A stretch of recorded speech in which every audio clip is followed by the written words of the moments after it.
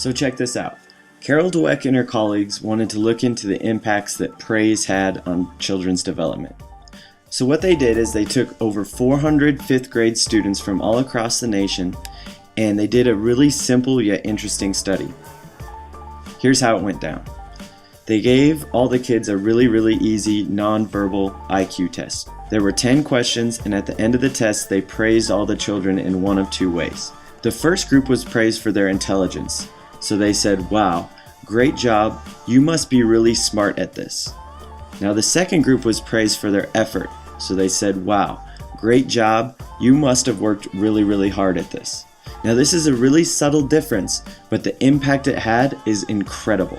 So after praising the kids and getting them divided up into the two groups, they gave them all an option for their next test. The first option was, hey, this next test is going to be a little bit harder, but it's going to be a great opportunity to learn and grow.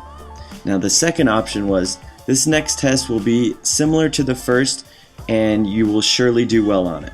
Now the interesting thing is, out of the group that was praised for their intelligence, 67% of them chose the easier option, while 92% of the kids who were praised for their effort chose the harder test. This is unbelievable to think about, how just the subtle difference in the way that they were praised had such an impact.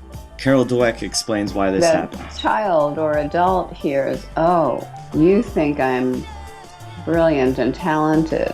That's why you admire me. That's why you value me. I better not do anything that will disprove this evaluation." As a result, they enter a fixed mindset, they play it safe in the future, and they limit the growth of their talents.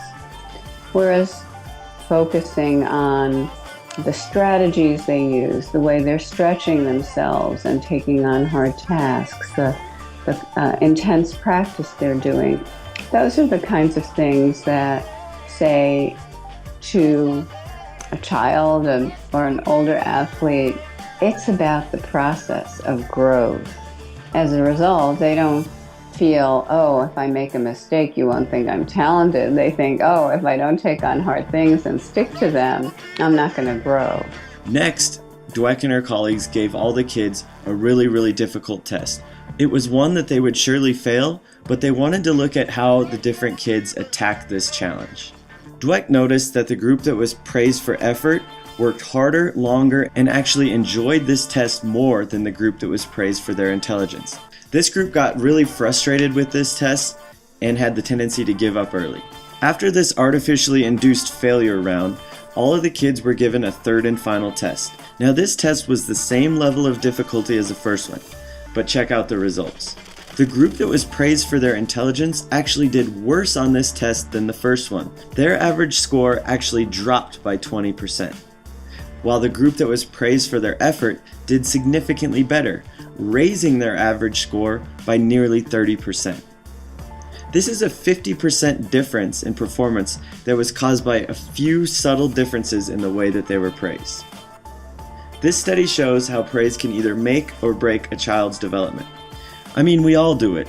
We all want to be positive with the children we work with, so teachers, coaches, parents are always looking for ways to support their kids and tend to praise them quite a bit. So we need to look at research like this and realize, okay, praise is a good thing and there's nothing wrong with being positive, but we need to be very careful about praising someone's intelligence or abilities and focus more on the process and the effort that they put forth.